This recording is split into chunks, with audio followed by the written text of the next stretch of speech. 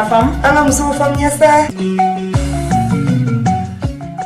Amba don ambe wati mina sisano malibe yere nyini na anga jamana nyema ono ya anga chama chefanga jamana nyema wi uche serile no ka fo ko malikura kanga ojo sen sarata ko kake anyere ambe kanyere chugo jume ni ama sinsi baraka ne yere ko ninga demsene aklila mate ki yere chuga shila fika doke yere anu me domina ko bi sere lu be ya yere ka fo en faso mali barake balia nyonye nendo chama mba fo ku kalana ko umabara soro ngamba do ka fo alo kala toka jedo me minu fana ma kalan yɛrɛ dun n'u sigini no ku bolo dɔw sen kan mun b'u balo ka wuli ka taa dɔ kɛ barisa n'an ye sɛgɛsɛgɛliw lajɛ k'an ka tarikuw jateminɛ k'a lajɛ depuis masa Sunjata Kanku Musa fo kana se an fa Modibo ma an kun t'a mɛn k'a fɔ ko chômage in yɛrɛ ne min y'a ɲini bamanankan na ma se ka kura fosi sɔrɔ a la ni mɛ n tɛ bamanankan karamɔgɔ fana ye n bɛ yafa ɲini karamɔgɔ fɛ mɛ n ye baarakɛbaliya dɔrɔn de sɔrɔ a la a baarakɛbaliya don o bɛ ban de ko fɔ donc ala kan kisi o baarakɛbaliya ma mali bɛ ka jɔ cogoya min na ni an ka premier ministre yɛrɛ y'a fɔ k'an kan ka pan de an man ka boli gansan de an kan ka pan de barisa an b'a dɔn k'a fɔ an bɛ retard la fɛn bɛɛ la donc a wajibiyalen de don bi maliyɛn den cɛman ani musoman bɛɛ ka wuli ka dɔ kɛ i ka dɔ kɛ k'a nafa se yɛrɛ ma i ka dɔ kɛ k'a nafa se i ka kabila ma i ka dɔ kɛ k'a nafa se jamana ma o de y'a to bi aw ka jɛmukan ma ni musoya an y'a ɲini ka jɛmukan kɛrɛnkɛrɛnnen sigi min bɛ kuma ni baarakɛbaliya in kan ani an bɛ se ka hakilina jumɛn don an yɛrɛ kɔrɔ kɛrɛnkɛrɛnnen an ka sifinnakaw kɔrɔ walasa miiriya jugu min b'an kun na ko chômage ko baara tɛ ka sɔrɔ a ka dɔn k'a fɔ baara bɛ fan bɛɛ an de bannen don baara ma aw ka jɛmukan man di musoya nin y'o kɛnɛ sigilen ye. émission musoya ye jamukan ye min bɛ kuma siga taabolo kan kɛrɛnkɛrɛnnenya la musow ka hakɛw ani u ka ɲɛtaw a bɛ se k'an lasɔrɔ Joliba FM ni Joliba TV sanfɛ sibiri o sibiri nɛgɛ kanɲɛ 10 ka taa bila a ɲɛ 12 la o t'a bɛɛ ye a bɛ se k'an ka jaw lajɛ musoya page Facebook sanfɛ ni o ye MUSOYA musoya ni comprendre la femme an ka musow faamuya san musoya. Assalamu alaikum warahmatullah ta'ala wa barakatuh aw ni jɔ ma ka jɔ sabati ka wuri ka banba kudayi foli belebele b'an kanuma na lamɛnbaa bɛɛ lajɛlen aw sɔgɔlen don ka jɛmukan mandi la bi an bɛ kumana min kan o ye baarakɛbaliya de ye an bɛna mun de kɛ walasa hakili jugu min bɛ an na kɛrɛnkɛrɛnnenya na ni vacances bilalen in na an denmisɛnw an'an mansaw an bɛ se ka encourager cogo jumɛn k'a dɔn kalan dan tɛ IOA kalanni ye nanzaraka kalanni kalan a bɛ kɛ de a ka se k'i nafa min b'i nafa kosɛbɛ o ka se ka fɛn dɔ k'i bolo fila ni hakili la o de y'a to ne yɛrɛ kɔni b'a encourager kosɛbɛ ni vacances in kɔnɔna na an ka fɔlɔfɔlɔ a tun bɛ kɛ cogoya min na an ka denw dege bololabaara la o kuma bi jɛmukan an ye minnu bolo bɛ a la ko mɛn dan ye mɛn tigila ye donc minnu bolo bɛ bolobaarakɛlaw la bololabaarakɛla karamɔgɔw an y'olu de wele bi u ka se k'an bilasira dɔɔni bi baabu ɲɛnɛmani na maa welelen fɔlɔ o ye Rakica min ye an b'i fo k'i waleɲuman dɔn n'ale ye créatrice de mode ye n'an b'a fɔ a ma styliste ale ye marque min kɔni sɔrɔ o ye Lady ye ka se k'an ka finiw an ka dalifiniw n'an ka bɔgɔlanw an'an ka kɔɔri finiw a ka se ka taa ba la cogoya min na an bɛɛ ka se k'an habiller ni consommer malien ne yɛrɛ parler no Rakica min na Lady an ɲɛ b'a la a da man gɛlɛn a cɛ ka ɲi ni yɛrɛ wulila k'a lajɛ pantalon de don a faselen don cogoya min na zɛrɛbu cɛɲumani mais o bɛɛ tɛ se ka bɔ télé la vraiment an b'aw fo ka waleɲuman dɔn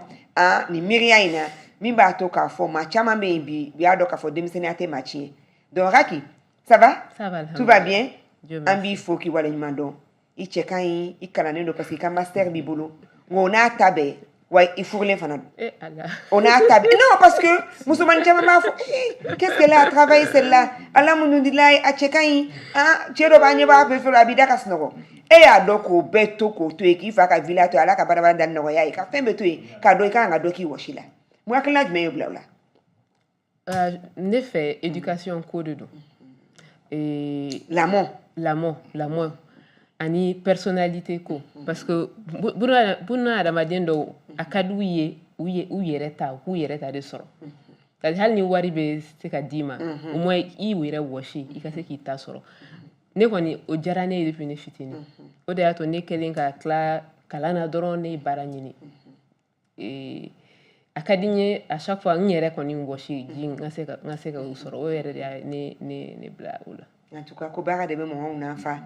tubabu la u b'a fɔ ko le travail ennoblit l'être humain a cayara o a dɔgɔyara o au moins i ta ye a cayara a dɔgɔyara o i ta kɔni i ta ye i bɛ min sɔrɔ i wɔsi la maa tɛ se k'o bɔ i bolo wa i bɛ min fana dege i bolo fila la ani hakili la a ka ca Ala fɛ o y'i ta ye dɛ i b'o ɲɛdɔn de donc o sigilen tɛ mɔgɔ la tant que i ka kɛnɛ kɔni ko Ala ye kɛnɛya d'i ma a ka ca Ala fɛ n'i ye métier dege i bɛ se ka nɔbɔ an bɛ Musa Sise fana fo ka waleɲuman dɔn ale kɔni ye jamana jɔla ye entrepreneur do barisa banfula caman b'a kunna fɛn min ye jago ye o banfula b'a kunna fɛn min ye informatique ye o banfula b'a kunna nka n y'a wele bi ne yɛrɛ n'a bɛ ɲɔgɔn sɔrɔ min na o ye électromécanique ye barisa an b'a dɔn k'a fɔ an bɛ kurantigɛ tile min na sisan nɔ n'a gɛlɛyalen don dɔɔni maa caman bɛ dépend groupe la ne ka groupe mana kule dɔn an bɛ mɔgɔ min wele o ye Musa Sise n b'i fo k'i waleɲuman dɔn Musa ça va tout va bien hakilina jumɛn ye bila ka nin bololabaara in kɛ en tant que i kun b'i ka wari sɔrɔ commerce la denbaya b'i bolo denw b'i bolo e ma maloya n'a ye k'a fɔ ko don o don i n'i ka fini nɔgɔlenw bɛ tulu ni fɛnw cɛ la non ma maloya n'a ye fini min filɛ nin na a sɔrɔla la de hali sisan n'i ye ne wele sisan ne bɛ don ka kile ta ka n k'a kan sabu n bɛ mun f'i ɲɛna quoi n balimamuso ye kuma min fɔ fɛn bɛɛ bɛ lamara de bolo n'i maloyara i mago sara i bɛ mun sɔrɔ i kana jɔ i kan ka malo suɲɛni de la ani bingani merci mais i bɛ ka wɔsi dahirimɛ ɲini maa si man ka malo o la ne bɛ don tulu nɔgɔ la sisan sufɛ ne ye n pari ne ye ne e ta ne bɛ wari sɔrɔ cogo min na sufɛ tubabuya tile fɛ bagaɲiniya tabalaga binko kelen sisi bɔ ko tan aw y'an ka denmisɛn ka bɛɛ kɛ nin n tɛ bɛ mun f'i ye walahi baara ka di baara yɛrɛ de ka di walahi baara ka di dɛ ni cɛw cɛ y'a fɔ ko baara man di surtout bolola baarakɛla bolola baarakɛla bɛ se ka mun kɛ commerçant tɛ se k'a kɛ biro kɔnɔ baara tɛ se n'i y'a kɛ dɔrɔn i bɛ taa fayiti la u bɛ wari min di i tɛ se k'a dun parce que olu b'a non fɛn min b'i kunkolo kɔnɔ o tɛ bɔ n'a donna a tɛ bɔ parce que u dalen don yɛlɛ u b'a dɔn k'a fɔ ma copierli kɛ non bololabaara kɔni na kɔni copierli ko kuma t'a la i bɛ se i tɛ se n'i wulila ka taa groupe entretien kɛ a kɛra cogo o cogo i bɛ taa i bɛ musaka sɔrɔ n'i ma se ka dilan i ka déplacement o b'o sara o bɛɛ tɛ dɔ ye o bɛɛ ye dɔ ye voilà bon o de y'a to n nan'a ye vraiment baara in a ka di nafa b'a la n b'a fara dɔ in fana kan o tɛ ɲɔgɔn tiɲɛ quoi o tɛ ɲɔgɔn tiɲɛ voilà et puis baara ma deli ka mɔgɔ faga ne bɛ baara bɛɛ kɛ hali n'i ye nin jasa ko n ka filmeli kɛ n'i y'o fana minɛ i b'a ko n ka jugu o de ma donc i ye mun fɔ n bɛ baara caman kɛ mais fɛn dɔ bɛ yen i b'i ka base k'o de donc n ka base ye nin de n ka base ye nin sisan kɔni n'a sumana sisan ni kɔngɔ commencé la ka na sisan a bɛ Dubaï saga minɛ voilà a ka commerce fana ɲɛdɔn ou bien Chine mais i jo don dɛ i ka intérêt bɛ yɔrɔ min i bɛ taa yen parce que i y'a dege i y'a dege i bɛ se dɔnsen caman na mais n'i ma dɔnsen ninnu dege ni misiki kɛra la i bɛ sen bɛ feere kɛ dɛ i sen bɛ feere kɛ dɛ Ala k'an kisi o ma an ka maa welelen ka fara Raki ani Musa Sise kan o ye Bilemani Sumano n'an bɛɛ b'a dɔn Asetu Sumano Gala hɔrɔn an b'a fɔ ka waleɲuman dɔn ale kɔni ye ɲamakala ye nka an b'a dɔn k'a fɔ ɲamakalaya bɛɛ a y'a ta bɔnbɔnsi yɛrɛ fɛ a mamamucɛ n'a mamamuso fɛ nka a y'i cɛsiri min na o ye métier degeli ye Gala parce que a y'o de kanu alhamdulilayi a ɲɛn'a bolo fɔlɔ Sumano an b'i fo k'i waleɲuman dɔn ça va tout va bien alhamdulilayi baara tɛ yen denmisɛnninw bannen don baara ma an bɛ ka don congé kɔnɔ caman bɛna kɛ télé lajɛba ani boîte de nuit tagaliba an bɛ se ka mun de fɔ denmisɛnninw ye ani mansaw ye u ka se ka denw encourager u ka dege fɛn dɔ la kuma in diyara n ye ne bɛ se ka min fɔ denmisɛnninw ka métier kalan c'est très très important ni métier kalan métier tɛ mɔgɔ si janfa min b'i kunkolo kɔnɔ kuma mɔgɔ si t'o bɔ donc métier tɛ mɔgɔ janfa n'i ye métier kɛ n'i ka kalan kɛ n'i tilala n'i ma baara sɔrɔ i b'i ka métier baara donc hali école bilalen min filɛ denmisɛnnin baden de bɛ ne ka yɔrɔ cɛmisɛnnin ni musomaninw olu kɔni ta ye vacances 3 mois ye u bɛ na pour kana to so dɔw bɛ taa peinture da yɔrɔ la ok paranti dɔw b'i bolo denmisɛnninw la ça c'est bien mun mansaw fo oui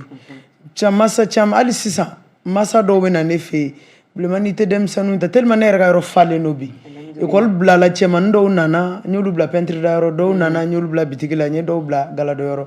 donc parents caman bɛ yen courage b'olu la u bɛ denmisɛnnin bila ka métier kalan donc ne bɛ min fɔ métier tɛ mɔgɔ si janfa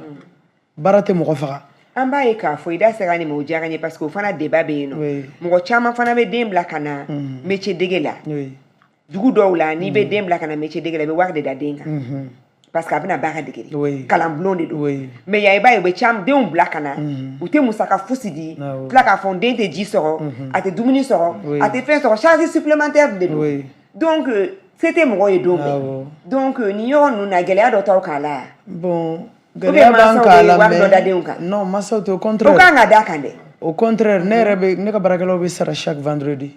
denmisɛnnin fitinin minnu bɛ na ni école blala nous bena en kɛrɛfɛ ten chaque week-end ni ne bɛ n ka baarakɛlaw sara n b'o fana sara donc système américain de bɛ fii oui ne bɛ vendredi o parce que o de bɛ kɛ américain chaque vendredi i ye dɔgɔkun bɛɛ k'i encouragé ka na lundi don vendredi mugu bɛ ci tigɛ oui ne ta oui O ne k'a sɔrɔ mugu bɛ fɛ don lundi dɛ. mardi mercredi vendredi ne bɛ baarakɛla bɛɛ sara donc denmisɛnnin minnu bɛ na ne école bila la pour ka na an senkɔrɔ cimisɛnninw tan ni ta tan ni bila vendredi ne bɛ dɔɔni dɔɔni di bɛɛ ma o kɔni ye ne ta ye mais k'a fɔ k'u bɛ na kalan kɛ ko ne bɛ sara de non ne o tɛ de sara o hakilina contraire fana ka na de k'u kan ka valoriser awɔ. a kan ka exiger de ni do parce que i b'a na Côte d'Ivoire lajɛ i mana Sénégal lajɛ maître bɛ sara de olu yɛrɛ parents bɛ kɛsu ni sigi n'u vendredi ni sara kɛra dɔrɔn u bɛ taa kɛ kɛsi la u bɛ taa verser école tatɔ finiw bɛ san kaye bɛ san sɛgi bɛ san san o san ni école bila la denmisɛnnin tan ni kɔ bɛ se ka na ne ka yɔrɔ alhamdulillah u bɛ n'u ka école ta fɛnw ɲini o denbatigi caman bɛ yen u bɛ denmisɛnninw bila ka na mais caman de tɛ sɔn ta ka taa yɔrɔ la dɔw tɛ sɔn hali u denw ka bɔ ka n'u bolo don fɛn na donc o problème bɛ parents de la ne kɔni fɛ métier tɛ mɔgɔ si janfa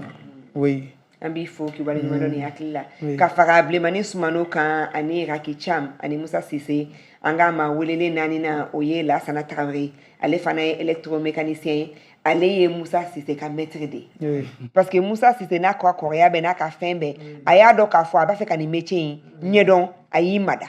ka taa ɲini a dɔgɔnin fɛ donc maa bɛ kɛ dɔgɔ ye yɔrɔ dɔ la mais i bɛ kɛ karamɔgɔ ye karamɔgɔ an b'i fo i tarawele ça va an ka jɛmukan ta ko fɔlɔ la i y'a yira k'a fɔ e tɛ bololabaarakɛla kunfin ye dɛ barisa i ye defu sɔrɔ ka esika ban ka taa ɲɛɲini ka tila ka taa apprentissage la n'i ka diplôme ye k'i mada i ka karamɔgɔ kɛrɛfɛ ka dɔɔnin sɔrɔ monsieur Dia kɛrɛfɛ an b'a fo ka waleɲuman dɔw la halisa an bɛna baro jumɛn de kɛ mansa ni denw fɛ hakilina min b'an na nin ye k'an ba bololabaarakɛla la a bɛ se ka falen cogo jumɛn e yɛrɛ bolo solution ye jumɛn de ye bon ne bolo a solution kɔni ye min ye masa halisa u ka sabali u k'a lajɛ u ka sira ɲuman don denmisɛnninw kɔrɔ u ka métier kalan i ka n'i den minɛ k'a bila so kɔnɔ ten n'i y'a minɛ k'a bila so kɔnɔ ten don dɔ la a bɛ k'e ka dɔnni ye dɛ bi bi in na mɔgɔ baden de bɛ yen minnu kalannen don diplôme baw b'u bolo a dalen b'u bolo so kɔnɔ u bɛ carré kɔnɔ temi ni fɛnw na o ma i bɛ fɛ i den ka kɛ ten wa ala k'an kisi o ma mais lasana an bɛ diɲɛ min fana kɔnɔ bi diɲɛ in ka bon dɛ kosɛbɛ jogow cayara kosɛbɛ bilemani y'a yira k'a fɔ hali an ka tɛmu ta ko fɔlɔ la minnu m'a lajɛ an b'a ɲini aw fɛ aw ka sɔgɔgɔ bɔlɔlɔw kan walima aw ka taa joliba tv programme lajɛ ou bien joliba fm aw bɛ se k'an ka émission ta ko fɔlɔ ye a y'a yira k'a fɔ mansa caman bɛ denw garder u tɛ sɔn ka denw labɔ u tɛ sɔn ka denw dege mais ne fana bɛ min fana dɔn depuis anw ma kɔrɔbaya déjà gɛlɛya dɔw tun bɛ yen n'o ye bingani walew ye bi bi in na a ɲɔ ɲɛnen don i b'i den bila fana ka taa mɛtiri dɔw fɛ yen baara dege la ani kɔnɔ bɛ segin ka na dɛ i ko kuma in o fɛnɛ caman bɛ tulonkɛ denmisɛnninw na walima u tɛ se ka ci min ni baara gɛlɛn min da u den kan taa n ka lɔgɔ da don ye taa n ka te wuli e den bɛ fɛn bɛɛ dege fo gala i b'a sɔrɔ a degela suɲɛni na a degela nangarabaya la a degela kumalakale la a degela sɔnjuguya la donc o fana na est ce que mɛtiriw fana bi aw fana pɛrɛnnen don an denw kunbɛnni na parce que an fana bɛ caman bɛ jɔ an ka tiɲɛ dɔ fɔ bi diɲɛ ni kunu diɲɛ tɛ kelen ye dɛ non i ka o kuma in o ye tiɲɛ o ye tiɲɛ bon ne kɔni ne bɛ min fɔ o yɔrɔ la karamɔgɔw ɲɛna bɛɛ ka sabali i k'i jogo ɲa ya n'i y'a ye mɔgɔ dar'i la ka taa den di ma k'i k'a kalan bon i jija i ka danaya minɛ mansaw fana ka enquête kɛ awɔ mansaw fɛnɛ i kana mansaw ka enquête kɛ wala n'i den bila ka taa yɔrɔ la kana i y'a bila ka taa bi kana o k'a bannen ye quoi awɔ kana ɲinɛ a kɔ kana ɲinɛ a kɔ den mana na a da sumusumu voilà i bɛ to k'a ɲininka bon tuma dɔw fɛnɛ i ka to ka passer baarayɔrɔ la i ka to k'a lajɛ o fɛnɛ ka fisa quoi denw an tɛ passer a la école la bi denw mana bila école la denw bɛ taa fo terminal première san 12 u b'a n'u fa to ka école yɔrɔ dɔn ba yɛrɛ ka fisa dɔɔni yɔrɔ n'a faw tɛ école yɔrɔ dɔn dɛ bon voilà ne yɛrɛ kɔni bolo o ye fɔlɔ dɛ sinon sisan an bɛ ka don génération min na n'anw ka génération ba génération min na anw bɛ jantolu denw yɛrɛ ka tɛmɛ musow kan kosɛbɛ mais o tɛ cɛ bɛɛ yɛrɛ cɛ dɔw t'a dɔn yɛrɛ k'ale den b'u bolo bon il faut que bon o bɛ Musa cɛ dɔw mɔgɔ yɛrɛ t'a dɔn sabali awɔ parce que i ye cɛ ye an ye muso ye degun min b'i kan i b'o de dɔn aw bɛ mɔgɔ min denw u ka école ni fɛnw ye o de y'aw ka baramuso ye dɛ parce que aw b'a ta fo 4 o ye tiɲɛ ni kɔɲɔmuso kɔni donna ka ban i mago bɛ sara i fɛlen tɛ ka i tɛ sa den fini tɛ sa ba ye den ka école tɛ sara o problème bɛɛ ye ba de ye ba de bɛ den ka école sara hali o yɔrɔ in bon i bɛna i y'o mun fɔ n bɛna jɔ bon i filɛ k'o mun yɛrɛ fɔ nin normalement yɛrɛ i b'a dɔn n'i ye muso furu m'a fɔ n'i ye muso furu i se ye mun ye den ye de ta ye den tɛ muso ta ye o. cɛlankolon t'o dɔn. voilà cɛw fana n'i tɛ bɔra kelen. dugu kɔnɔ n'i bɔra dugu kɔnɔ n'i nana fɔlɔ i bɛ muso ɲininka i den bɛ min a bɛ yɔrɔ t'a wele ka na i bɛ na mun bɛ yen i ye dumuni kan i ma dumuni kan. cɛ ɲumanw de b'o dɔn. mais f'i cɛ k'o de kɛ. dumuni yɛrɛ jumɛn sa ko cɛ man tɛ an ka mun yɛlɛ o kan. muso tora bon cɛ. adamaden bɛ sa wa mɔgɔ min den fo infection de ka don aw cɛ fo den de ka don. fo tin ka na de i b'a kalama ni den ka di yɛrɛ a tɛ hali ba yɛrɛ jate fa bɛ don a bɛ giri fa de kan. si dɔw hali yɛrɛ den ba dɔw yɛrɛ yɛrɛ b'a ka kan so. ala ka barika don i la min de fɔ kuma caman ni teolakaw bɛ baro la u b'a fɔ cɛ o ye tubabuya de ye k'i den sunsun k'a affection yira den ne ko cɛ taa n ko la dɔrɔn i bɛ taa bɛlɛdugu parce que ou bien i bɛ taa dɔrɔn kɛrɛ fana Welesebugu yɔrɔ minnu yɛrɛ man jan kɔ n'u bɛ monde rural la i mana togoda cɛ ye den ka n'a dan nɔgɔ ma de nunji bɛ bɔ n'a a nana ni den nana k'i pan k'i bagara a b'a ta de kosɛbɛ mais anw taw u bazin mɛ na bazin ɲɛnama yɛrɛ tɛ i b'a sɔrɔ kuma dɔ hali a tɛ 1000 francs bazin ni den gɛrɛ min na dɔrɔn ni tɛ i ka taa ko ni ta ka taa ko si ka den rejeté ten choc modèle dɔ la bi cɛw a k'a kɛ to dɛ nka bon c'est compliqué voilà i y'o depuis mun i fɔ yɛrɛ nege bɔ den na awɔ i y'o mun i fɔ y'a gɛn quoi i b'a dɔn dutigi o dutigi ne ka cɛkɔrɔba bɛ balo a ye kuma kelen fɔ ne a ko n'i bɛ diɲɛ ko k'a kɛ fila ne yɛrɛ filɛ n b'a ɲini ala fɛ ne bololankolon ne t'a fɛ ka don du kɔnɔ ne t'a kɛ hali n'a kɛra bonma a kɛra bisi a don n'a ye denw b'i yelen min u bɛ girin ninnu da i kan n'i b'a dɔn i tɛ kulonkɛ la wa ne tɛ tulonkɛ la n'i b'a dɔn i tɛ tulonkɛ la parce que ne y'a ye burusi kɔnɔ mɔgɔw a kana da dugutigi ma a kana dɔn dɔɔninkɛla ba ma den nɔgɔlen bɛ na i yɛrɛ bɛ kɛrɛfɛ b'a fɔ cɛ ni kana se ne ma dɛ n'u ji ni fɛnw mais fa bɛ sin k'a ta ten mais anw taw subhanallah donc et puis c'est des chocs qui restent à jamais sinon i ko kuma in fɛnɛ n bɛ fɛ ka kuma o yɔrɔnin ni o yɔrɔnin o filɛ nin o min filɛ nin ni den ka a nɔgɔlen don e bɛ i ban k'a kunbɛn i bɛ k'a gɛn ka bɔ i yɛrɛ la don n'a jɛra don a fana t'i ta dɛ fo ka diɲɛ wuli bon e bɛ tila k'a fɔ tuguni k'o ye dangaden o dangadenya yɔrɔ bɛ dangaden tɛ dɛ i ye min k'a la a bɛ k'o juru de sara cɛ tɛ den janfa dɛ ba de bɛ se ka den janfa n tɛ cɛ tɛ den janfa Musa ni kuma bɛɛ b'i janfa sisan ayi i b'a dɔn ayi non Musa ma je ne suis pas d'accord i bɛ lamɛn i bɛ lamɛn an bɛ sɛgɛn o ma kojugu ayi i bɛ lamɛn aw bɛ mun ye se retire segin ka kuma wala i ko ayi e ka kuma ta ko n'i ye ta fɛ k'i jate i ko kalo kɔnɔntɔn ni tin dimi merci mais i ɲɛ b'o ko ni den kɛra sa ye muso b'a sira cɛ la i bɛ k'o kalo kɔnɔntɔn fɔ yɔrɔ in na bilayi cɛ bɛ si de a bɛ ala de deli ala k'ale muso jigin mɔgɔ Cɛ fɔlɔ min don. lamɛn cɛ ɲɛnama aw lamɛn cɛ de bɛ miiri fɔlɔ ne muso bɛ cogo min na o cɛ ɲɛnama de aw ye lamɛn báyìí mais n'i ye cɛ dɔw bɛ kɔnɔ tɛ ka jigin t'a dɔn n'o tɛ i ye kuma dɔ fɔ n bɛ kuma dɔ f'i ɲɛna i b'a lakɔlɔsi den mun marala fa bolo ani den mun marala ba bolo u ka lamɔ kɛcogo tɛ kelen mais Musa awɔ lamɛn báyìí ayi Musa i jɔ ta fɔlɔ i bɛ ka aventure yɔrɔ la Musa jɛmukan de don n'an ko an bɛ kuma sisan groupe tiɲɛna nin ka ɲi nin man ɲi an tɛ fɛn dɔn a la i b'a fɔ ko non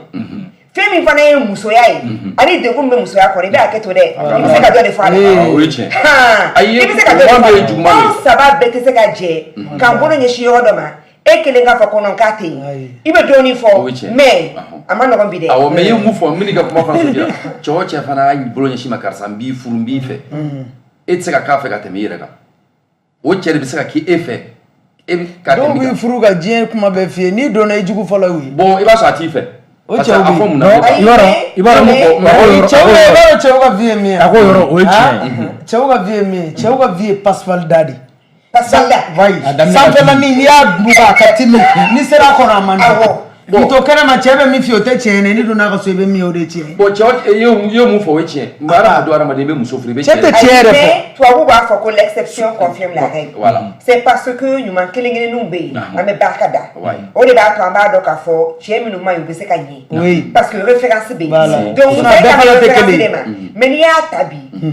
saba kunda an saba tɛ nin yan i b'a sɔrɔ fu ni tila a tɛ kelen yɛrɛ Awɔ. bɔ parce que an saba bɛɛ b'a dɔn degun min bɛ Awɔ. yen donc bi min na a belebeleba ye degun ye tiɲɛ. a belebeleba ye degun ye N'o tiɲɛ. muso ma dɛsɛ dɛ mais doni min tala ka d'an kun na double deni de donna an kun na Awɔ. parce que fɔlɔ i b'a ye k'a fɔ ni maa ma ni i ye garisɛgɛ sɔrɔ k'i mɔkɛ ye k'i mamuso ye walima k'i fufafu ye maa caman surtout an minnu bɛ musow ka hakɛ kɛlɛ la mɔgɔ caman b'a fɔ k'a filila an yɛrɛ ma ne b'a fɔ k'a filila an yɛrɛ ma ka taa yɔrɔ jumɛn parce que ne ye mamuso ye n ye mɔkɛ ye n ye mɔkɛ ye k'an mamuso ta cogoya min na hali n fufafu biyagi fadika ala k'u da yɔrɔ suma n y'u ye ani misali minnu fɔra an ɲɛna n tulo ma sama fɛ mala jogo en dɔgɔninw na cɛw bɛ ka falen dɛ an bangebagaw bɛ k'a kɛ to cɛw bɛ ka falen donc sisan n'i y'i bolo bɔ a la n'i Kuma b'a cɛw fɔ ni an ka ka kɛ gɛlɛn muso musow ye la. ka tila ka kɛ fa ye Non. fa tɛ se ka kɛ ba ye ba tɛ se ka kɛ fa ye donc an ka ɲɔgɔn dafa dɔrɔn kuma b'i bolo o ye tiɲɛ lasana ouais o ye tiɲɛ parce que cɛ dɔw fɛnɛ bɛ yen tiɲɛ yɛrɛ la cɛ inconscient ka ca tiɲɛ na u ka ca e de taara waliden ta ka b'u fɛ yen ne yɛrɛ kɔni bolo n'a nana kɔni a fa n'a ba ye de e de kan k'i hakili to a la i ma taa ta yɛrɛ bi parce que jagoya furu tɛ yen bilen jagoya a ye furu waliden diya voilà de. a diyara ye ka a tugu ye bɔ fɛn bɛɛ to yen Mɔgɔ ka mɔgɔ- tugu e kɔ n'i ye hɔrɔn ye Ah, u kan k'i fa dɛ i kan ka to a danbe la i y'a ye donc vraiment an b'a ɲini bɛɛ ka sabali métier dege in an bɛ métier dege de la mais aw b'a dɔn musow kɔni mana sigi kɔni musow mana sigi ko kelen ni min bɛ k'an dusu chauffer ni ko bɛɛ tilalen don an na o ye cɛw ka degun ye donc yala kuma mana taa yala cogo o cogo a bɛ segin ka na yen yɔrɔ de la parce que ni du jara que fa ni ba bɛ ka ɲɔgɔn faamuya a ka ca ala fɛ fɛn caman bɛ diya denw dɛmɛ bɛ diya. fɛn caman bɛ diya N'i ka du an ka- b'aw fo ni- k'aw waleɲuman dɔn n'i ka du jara hɛrɛ tɛ ba i ka du kɔnɔ koyi hɛrɛ tɛ ba i ka dugu kɔnɔ duden bɛnnen o hɛrɛ o Mais tɛ i b'a ban dɔn n dɛ bɛna fɛn dɔ fɛ kuma hali ni muso ni cɛ n'aw bɛnna aw denw bɛ barika. kosɛbɛ kosɛbɛ ah oui Wallahi. o ye parce que denw jagoya de hakili tɛ o caw ye caw jagoya de A ma kɔrɔbɔ dɛ. Ayi, Mais mais i b'a muso dɔn ni wa? cɛ n'aw Awɔ. tɛ bɛn ala aw tɛ den ɲɛnama. Non. oui mais parce que mɔgɔ b'a ɲɛna ko nin ye suya de ye walima diinɛ ko de don o si tɛ non c'est scientifiquement démontré Eh, fɛn parce que caman ni bɛ yen den lamɔna environnement épanoui la Gɛlɛya kɔnɔ. hakili bɛ dayɛlɛ awɔ donc ni fa ni ba ka di kɔrɔfɔli tɛ yen sanpali tɛ yen nɛnijugu tɛ yen denw bɛ sunɔgɔ o fɛrɛ ma dugu mana jɛ u bɛ wuli u hakili dayɛlɛlen hali n'u tɛ dumuni caman kɛ mais ni donc a bɛ fɔ ko ni jete bɛ fɔ muso ye ka ban ko bɛɛ ka ɲi awɔ donc denw hakili bɛ sigi Tendresse dɔrɔn de ka di muso Oui. ye. Hali ni fɛn tɛ cɛ bolo ni tendresse b'a bolo muso b'i fɛ. kosɛbɛ comme ni fɛn Muso tɛ wari fɛ an tɛ sanu fɛ an bɛ n'i ye tendresse fɛn de bɛ fɛ. di Mais tendresse de banna cɛw bolo. donc n'a dun banna u bolo a U bɛ tɛ se ka muso nɛgɛn tugun. Ah. U tɛ muso den ɲɛ ko dɔn u tɛ sagona ko dɔn. cɛ dɔw bolo an ka bɛ sisan an ka bɛ se Cɛw tɛ musow den ɲɛ ko dɔn tugun. cɛ Au dɔw contraire min b'i dusu kasi n'o dɔn ka ban kuma sɔgɔma o sɔgɔma o b'i sɔn sigi ta. Awɔ. Cɛ bɛ to. n'i y'a ye o la k'a fɔ Ne kɔni bi ne bɛ yɔrɔ min ne tɛ Awɔ. furu la. Awɔ. Mais n furu la n furu sa. Mais fɛn fɛn bɛ furu kɔnɔ n b'a bɛɛ dɔn. Parce que i bɛ se k'a fɔ k'i tɛ kuma la. Ko nin yɛrɛ bɛ ka kuma a bɛ furu la. Mɔgɔ bɛ sɔrɔ yan k'o fɔ. ayi mais i N tɛ tɛ furu la bi mais n ye furu kɛ. oui N i ye tɛ den furu kelen fana na sɔrɔ. dɛsɛ Mais tɛ bi- dɛ ko dɔ de fana ka fisa ko dɔ ye awɔ Kulusi ɲɛgɛnɛ a ka fisa jenini. ko dɔ ka fisa ko dɔ ye an faw k'a kɛ to dɛ an faw k'a kɛ to parce que nin furubaliya Oui. in ani nin furusaba in a dama ni mɔgɔ si la Kosɛbɛ. jamana fɛn o fɛn ni ɲɛta b'i kɔnɔ surtout farafinna jamana an danbe ye furu ye an danbe ye fa ni ba ka den lamɔ mamusow k'a lamɔ bɛnkɛw ka ye fakɔrɔbaw ka ye o de y'an danbe ye wa o de ka d'an bɛɛ ye ni kɔni y'a ye muso bɔra o la saya tɛ c'est que degun dɔ de bɛ yen parce que a man di maa si ye donc an t'an bolo kɔrɔta k'an furusalen don mais an b'a fɛ de a ka dabila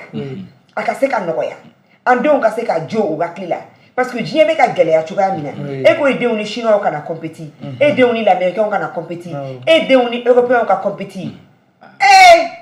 hali ni fiɲɛ ye den fili a bɛ bi parce que a cawucawulen don le monde de demain là a bɛ dabɔ esprit fort de kama dɛ ni esprit faible don dɔrɔn i tɛ woye donc c'est très important du ka diya c'est très très important donc du bɛ diya ni fa ni ba y'a to ɲɔgɔn ta la n'u sɔnna donc an ka foli ni kanu bɛ an lamɛnbaa bɛɛ lajɛlen ye métier dege de don dɛ kuma b'o de kan mais métier tɛ se ka dege ni du ma diya sa ni du ma diya métier tɛ se ka dege an ka foli ni kanu bɛ an lamɛnbaa bɛɛ lajɛlen an sɔgɔlen don aw ka jɛmukan mandi la n'o ye muso ye an bɛ Joliba FM ni Joliba TV sanfɛ minnu fana b'an ta radio la bonne nouvelle kan foli belebele bɛ aw ye an bɛna taa n'an ka témoignage micro trottoir minnu kɛra ka se ka hakilina ɲuman sɔrɔ ni baarakɛbaliya min ɲɔɲɛnen don an ka jamana na a bɛ se ka ɲɛ cogoya jumɛn an ka foli bɛ an ka régie bɛɛ lajɛlen m'o de fɔ n ko ne ye kuma lasela dɔrɔn de ka jɛmukan in k'aw sago ye a bɛ kɛ n'an balimakɛ caman de ka dɛmɛ ye ani muso cɛsirilen kelen-kelenninw o muso cɛsirilen o y'an ka réalisatrice en chef ye Salimata Ouedraogo n b'a fɔ kosɛbɛ kosɛbɛ ani Augustin Ishubihi foli belebele b'u ye ka Lamini Kulubali fo k'an yɛrɛ fa Mamadu Berete k'a fo kosɛbɛ maa min fana bɛ nɛgɛ kɛrɛfɛ jugu la nɛgɛ kɛrɛfɛ juru la Abubakar Traoré foli belebele bɛ a ye Joliba FM sanfɛ Bamakɔ n'a lamini 105.0 Segu n'a lamini 100.1 ani Sikaso n'a lamini 103.8 an b'aw bɛɛ fo k'aw bɛɛ waleɲuman dɔn dɔgɔnɔkɛ Amagide Tembeli ale de ye seereya ninnu sigi ɲɔgɔn kan an b'a fo ka waleɲuman dɔn k'a ɲini an ka régie mɔgɔw fɛ u ka tɛmɛ n'an ka témoignage ye an ka jɛ an ka monsieur Cissé an k'ale lamɛn ale ye min sɔrɔ ka fɔ ekɔli bilalen min filɛ nin ye bololabaara filɛ nin ye nafaba de b'a la an ka jamana kɔnɔna la i m'a faamu école bilalen min kɛ i ka taa métier kɛ n'i ye métier kɛ i ka a kalan n'i y'a kalan k'a dɔn nafaba caman b'a a kɔnɔna la i m'a faamu a bɛ se ka i bɛ école in na i bɛ se ka décourager école la a bɛ se ka a tɛ taa ɲɛ mais n'i ye métier fana kɛ ka dɔnniya sɔrɔ kɔnɔna fana la effectivement o kɔni o fana ye ne ka laɲini ka ɲi tiɲɛ ni courant dilan ninnu ni fɛn ninnu filɛ baara don ne ka jateminɛ la baara don parce que fo kun jumɛn na baara don parce que sisan denmisɛnninw caman fana bɛ yen u tɛ baara de fɛ u b'a ko parce que courant dilan ninnu ni mécanicien ninnu filɛ nin ye k'o ye nɔgɔlenya fɛngɛ ninnu ye u bɛ maloya ma n bɛ exemple ta ne yɛrɛ kan avant que ne yɛrɛ ka courant baara daminɛ i m'a faamu ne yɛrɛ tun b'o kelen kɛ o ne ba tun bɛ ne bila ka taa école la ka taa ne bɛ école bɛɛ a bɛ ne ka école ni ka fɛnw bɛɛ sara ne tun bɛ n ban ka taa école la mais don la a ye ne wele ko papa ko ne bɛn'i don baara la mais o don a ma diya ne ye o y'a sɔrɔ congé bila la k'i dun b'a kɛ dɛ ko parce que k'i bannen don kalan ma ne ko n ko ne ma sɔn a ma bon a taara ne don frigo dilanyɔrɔ dɔ la ne taara ka taa a daminɛ yen bon ne kelen k'a daminɛ yen bon ne bɛ n teriw tɛmɛtɔ ye ne ye n teri dɔw tɛmɛtɔ dɔn ne bɛ n den ka n sigi ko ka maloya i m'a faamu o y'a sɔrɔ u bɛ bɔ école ni fɛnw la bon ne bɛ maloya o kɔnɔna la ka taa n sen ko dɔrɔn ka n sigi kɛrɛfɛla la ne yɛrɛ nana ye don dɔ la ne ka patron ko karisa k'e sigi baara ka di ne ko wɛ n ko baara ka di ne i m'a fɔ mais o bɛɛ la ne tun bɛ k'a fɛngɛ complexe n teri ninnu ni fɛnw kɔrɔla la mais taalen ɲɛfɛ ne yɛrɛ tilala ka na ye n ko vraiment ne ye fantanden ye bon baara in filɛ ni n'a ye baara in minɛ boloda la a bɛ se ka ne bɔ nɔgɔ la bon quant à moi ne yɛrɛ bolo hadamaden ne ye fɛn bila i ka métier kalan i k'a kɛ kana to so nafa foyi t'a la nafa foyi tɛ so tagali la parce que i bɛ métier filɛ n'i y'a kalan i bɛ mɔgɔ caman bɛ yen a bɛ se ka relation sɔrɔ a kɔnɔna la ne bɛ exemple ta ne yɛrɛ kan ne yɛrɛ ni mɔgɔba caman ɲɔgɔn sɔrɔ baara in sira fila parce que ne yɛrɛ ma kalan i m'a fɔ ne ni mɔgɔba caman ɲɔgɔn sɔrɔ i n'a fɔ baba sora ninnu ani fili sisogo ninnu i m'a ye ne n'olu bɛɛ ɲɔgɔn sɔrɔ courant dilan kadiri kɔnɔna la i m'a ye bon olu bɛ ne wele 2 heures du matin 3 heures du matin bon ala ka hinɛ baba sora la vers 5 heures 6 heures ale de tun bɛ ne wele ko karisa ko 6 heures k'i bɛ min ne ko bon ko n filɛ nin fila la ko bon na n ka courant lajɛ bon 5 heures du matin ou 3 heures du matin ne bɛ wuli directement ka na a lajɛ a b'a ko ko problème ko vraiment ko fisɔn k'i ye baarakɛla ye ko vraiment k'e ni dɛmɛ ka kan i m'a faamu ko ni e ni dɛmɛ ka kan ko mɔgɔ kan k'e dɛmɛ ne ko bon n ko mon père n ko bon ne kɔni ne ma kalan bon ne yɛrɛ kɔni y'a ye nin de ne ka fɛn ni ne ma baara kɛ n ko mɔgɔ tɛ mun b'a di ne ma i m'a ye bon ala fana nana kɛ ale fana tun bɛ marché baw fana di ne ma ne bɛ taa marché baw kɛ a n'a denkɛ n'o ye fili sora ye bon fili fana filɛ ale fana kɔni vraiment a ye n dɛmɛ kosɛbɛ parce que a bɛ marchéw caman diyan hali chinois ninnu ni fɛngɛ ninnu a bɛ n bila n bɛ t'olu ka courant fana dilan i m'a ye bon denmisɛnninw n'a ye baara kɛ vraiment a kɔni a ka ɲi dɛ a kɔni a ka ɲi yɛrɛ yɛrɛ de o bi zan wa n'i ye métier kalan i kana fɔ ko ko dimanche donya dɔrɔn na ko o ye ka repos ye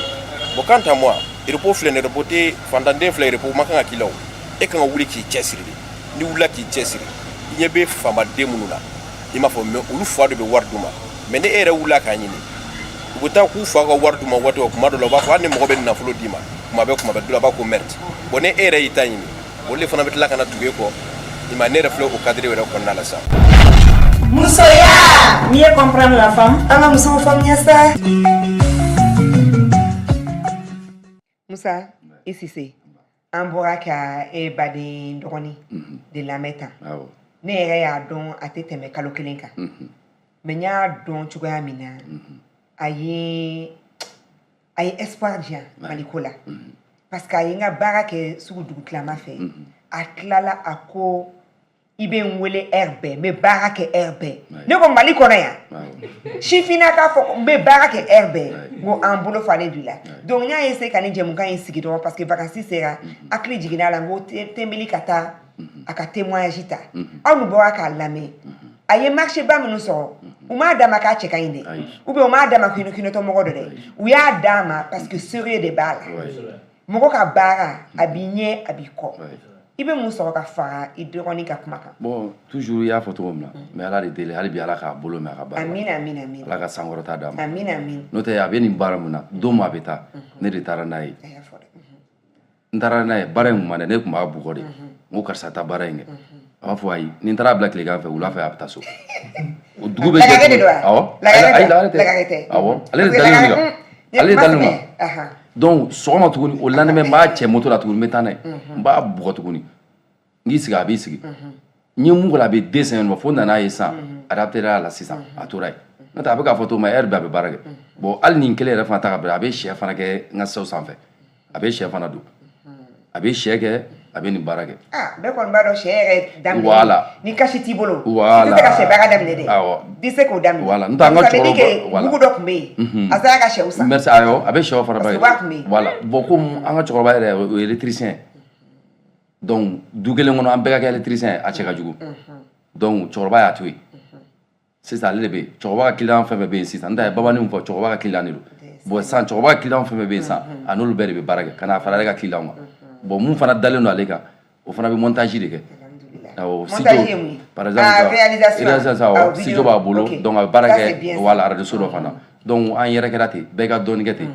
jabi nɔ n bɛɛ ka dɔɔnin kɛ ala kana si siri si la ala kana si siri fɛ la bon an bɛ yɔrɔ min na bi alhamdulilayi an bɛ ala tanu si sirilen tɛ si la bɛɛ b'i ta ɲini yɛrɛ donc ni mun baara tɛ bɛ mali la o tɛ mɔgɔ ka du kɔnɔ ayi awɔ ayi parce que an m'a ye fa kunda an m'a ye ba kunda baara tɛ o tɛ mɔgɔ fɛ yen bɛɛ bɛ wuli ka dɔ kɛ non hali sisan sisan n'i taara anw fɛ yen hali sisan sisan ne ka cɛkɔrɔba n'i y'a wele sisan a bɛ t'i ka kuran dilan donc anw fɛ yen non non i bɛ baara kɛ hali ni mɔgɔ ma f'i ye alhamdulillah fu tɛ yen parce que n'i ko k'i tɛ baara kɛ a bɛ don i tulo la dɛ donc n bɛ dugawu de k'a ye ala k'a bolo mɛn a ka baara amin la amin amin amin raki an bɛ kuma min fana mɛn ka caya o ye n'i ye mali bololabaarakɛla ta ka kɛrɛfɛ dugu ninnu bololabaarakɛla ta surtout minnu bɛ sojɔ ni fɛnw na i b'a ye k'a fɔ bi a ka d'an caman ye n'a se b'an ye an ka taa manœuvrew ta dugu wɛrɛ la ka na hali tailleur an b'an bakɔrɔw ɲumanw cuyan n'an min ka vaccin ma kala Abidjan o ka base bɛ taa kalan Sénégal parce que an b'a fɔ ko sérieux tɛ an na finition man ɲi mɔgɔw dusuman ka bon an bɛ se ka mun fana fɔ la parce que ala ko tiɲɛ client fana tɛ a ka wari ye dɛ n'an fana ma ba bololabaarakɛla ninnu n'aw fana m'aw ka fɛnw ɲɛ dɔɔnin de kalo sara ka gɛlɛn dɛ donc i bɛ mun fɔ o yɔrɔ la surtout sifinnakaw ani tailleur ka fɔ rendez-vous depuis ko an ma tigɛ fɔ rendez-vous bɛ di an kɔni da kurantigɛ kun de depuis ko an ma tigɛ fɔ rendez-vous bɛ di o ye tiɲɛ fo sérieux fana ka ye baara la o kuma ye tiɲɛ ye surtout finition ko anw yɛrɛ caman filɛ nin ye tuma dɔ la on est obligé ka taa mɔgɔw ta fo dugu ni dugu Togo Benin ka na ka kɛ an ka chef d'atelier ye malheureusement a man d'an ye dɛ mais tuma dɔ la an obligé len don parce que centre d'apprentissage u man ca et puis ani centre de perfectionnement u man ca i bɛ mɔgɔ minnu ye i b'a sɔrɔ u ye kalo 6 ou san 1 kɛ coupe couture la i tɛ se k'i ka atelier confier olu la donc i obligé len de don ka taa mɔgɔ qualifié lenw ɲini et des gens qui ont des finitions bɛ maa minnu na i b'u olu de bila i ka chef d'atelier ya la et fo rendez-vous ye tiɲɛ ye bololabaara ma nɔgɔ surtout couture ni maa min b'a dɔn tailleur fɛ baara a ma nɔgɔ dɔɔnin on va essayer quand même de faire au mieux mais c'est pas facile. C'est pas évident. Donc il faut que les ressources humaines fassent la mentalité et il faut qu'il y ait des centres d'apprentissage et même de perfectionnement. Nous c'est là que il y a un tailleur nous na chaman ba de be bo kɔfɛ kan kalali la parce que an beta mɔgɔ bɛ taa kalali kɛ kɔfɛ kun jumɛn kama finition ko de don la plupart du temps c'est ça. Voilà. Oui, tiens. Moi, je pense que le centre de Sekanyenabo, mais centre qui l'intéresse, centre est solide. Mais il faut que la mentalité est de la disposition de Kakila, surtout d'Emsenou,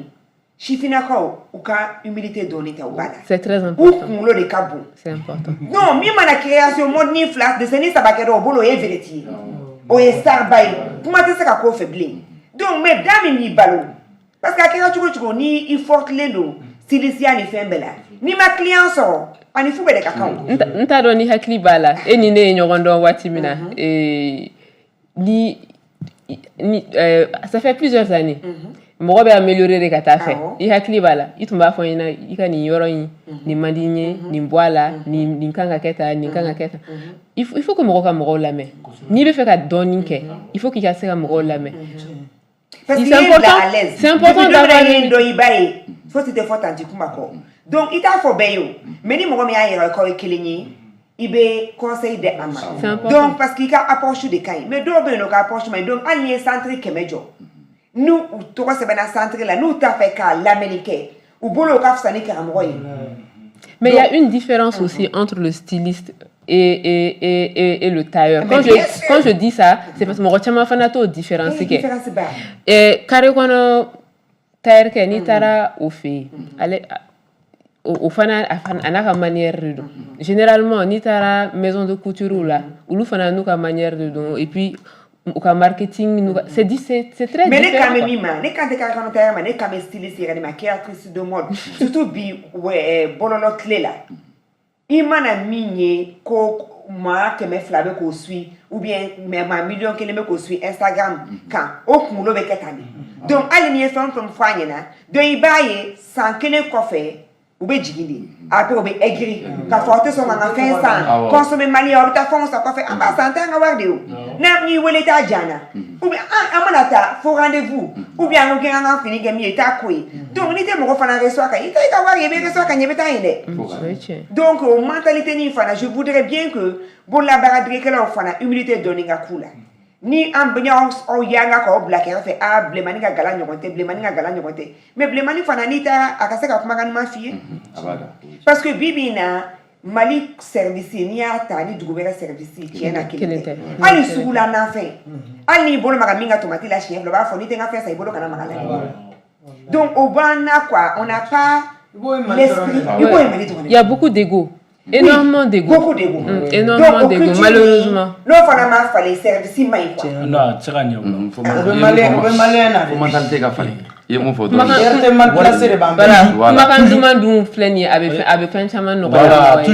toujours warina ni kuma nduma fo abe hal ni ika client diminuendo ni ya jabi ni kuma nduma wallahi am sube fa abe et puis kuma do si c'est qu'a fait na ika client te baba sora ala ka d'ailleurs mais ika client le mo ba faire la ni avec ce qu'il a c'est baba sora donc jomaya est pareil quoi kuma do mo ba fa entendre do beta fu avec quoi il a comme la soirée c'est quand fini ça donc pour eux c'est ka jaila même ni na mi ko jaga te ka baba sora do wonde la jeta na ya fotu kam na baba sora ata boire donc o yoni fanana mo ka sabali quoi parce que ni bo fana jate mi ne ko sebe Barakela là. Et elle est morte de le placer nema. Oui, mais c'est comme ça. Afana est moi chama ba de la. Donc il m'a fait un wele hein et ka groupe yi 200 000 300 000 groupe yi et 20 millions groupe qui m'a wele ça. Abishinge tablaté. Kaboli katate. Justement parce que bibina il vous wele donc vous be jouer là quoi. Nafa. Jonathan ala flane ga akei ka jor kadi. Nela pelu kui million bina do groupe la million ki do groupe la on fola wala ni wa mo do groupe la na ne wala to ta ne ko modon ya ira ni ga fa ya be ka fama bo ka baga voilà kana ande me kana ba ji ko tieni do blemani donc c'est important quoi mo bi bonya chuga mina aba to fana iba recommander mo ko berenye donc c'est tout ce matin. Ça va? Tout va bien? Ça va. Donc, il y a un bon aussi ça. Solution, mais c'est qu'à monde pour que les bacs et baliens à casser qu'à dablate. À mal te dable à 100. Avec 112, 100 watt parce que changement maintenant. Mais au moins, ça a daminer. Nous devons c'est qu'à pour que génération future me mène aller. Ma cana me clo qu'on a mal là, qu'on barate. Parce qu'en béma, on va te là. On m'a délicat. On m'a délicat. Comment me flâner? Alissa. Aramadi. Mɔgɔ Mali filɛ nin Mali ye fɛn dɔ de siya bɛɛ bɛ Mali kɔnɔ mais danbe ko de ye kow ye I m'a faamu mɔgɔnin o bɛ bɔ dunni de kɔnɔ mɔgɔba bɛ bɔ duba kɔnɔ kuma n'i yɛrɛ kɛ min ye dɔrɔn mɔgɔ b'i minɛ ten de adamaden mɔgɔ fɛn ɲini k'a sɔrɔ wɔsi la ka sɔrɔ I m'i bala mɔgɔ la I ma gulo mɔgɔ la bon o tɛ sɔrɔ f'i ka dusu de ta dusu ni dusu bɛ mɔgɔ kɔnɔ kuma kana tigɛ a tigi la dɛ hali ni ɲɛ bɛ mɔgɔ la a bɛ tagama sen la ni dusu b'a kɔnɔ don na I b'a ye mɔbili kɔnɔ bon dusu malien sanger ka ca dɛ a dusu tan ka ca a bɛ cɛw la a bɛ musow la wa musow ka ca n'a bɛɛ ye kuma ni mɔgɔ ni dusu bɛ adamaden kɔnɔ dɔrɔn siran ɲɛ don dɔ la a bɛ ko dɔ k'a yɛrɛ ne bɛ min fɔ dɔrɔn malien cɛ ni muso bɛɛ ka dusu ta kuma n'i ye dusu ta ka mɔnɛ bɔ I b'a b'i fa la I b'a b'i ba la I b'a b'i kabila hali b'a bɔ sigiɲɔgɔnw na donc adamaden ka dusu ta ni mɔgɔ dusu ta kuma ni ne ko sini sisan kuma ne karisa ye nin kɛ sini fɛn min ne b'a ɲɔgɔn kɛ o bɛɛ ye dusu ye hali ni ma se k'a ɲɔgɔn kɛ merci ni ka keleya de tant qu'il ma keleya parce que ne ko b'a ɲɔgɔn kɛ I bɛna dɔ kɛ min bɛ tɛmɛ ale kan o tɛ ɲɛngoya ye tant qu'il m'a fɔ ala kana fɛn k'a tigi ala ka continuer k'a tigi mais ala an kɛ karisa ɲɔgɔn ye o tɛ ɲɛngoya ye o ye dusu de donc ne bɛ min fɔ malien cɛ ni muso bɛɛ kan ka dusu ta hali denmisɛnnin kuma den fitinin dɔw bɛ yen o tɛ tɛmɛ san 4 kan wallahi I b'a sɔrɔ carton b'a bolo bonbon ni biscuit b'a kɔnɔ tɔnɔ dɔrɔmɛ 30 40 u yala ka feere ni denmisɛnnin ye ten dɔrɔn n'a kɔrɔbayara bɛ ko dɔ kɛ donc mais min fɔ hadamaden ko bɛɛ bɛ daminɛ k'i to fitiniya la ni denmisɛnninama de kuma ni den bɔgɔ kɛnɛ mɔgɔ cogo min dɔrɔn a bɛ jate